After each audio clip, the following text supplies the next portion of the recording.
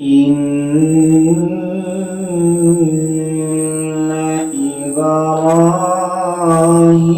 إبراهيم كان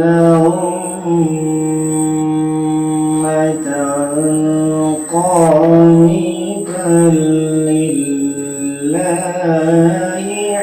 حنيفا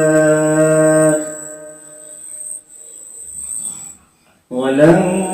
يكن من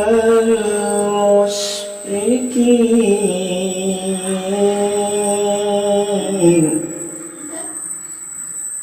شاكرا لأنعمه اجتباه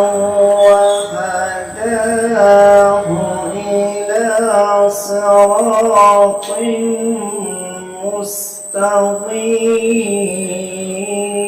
مستقيم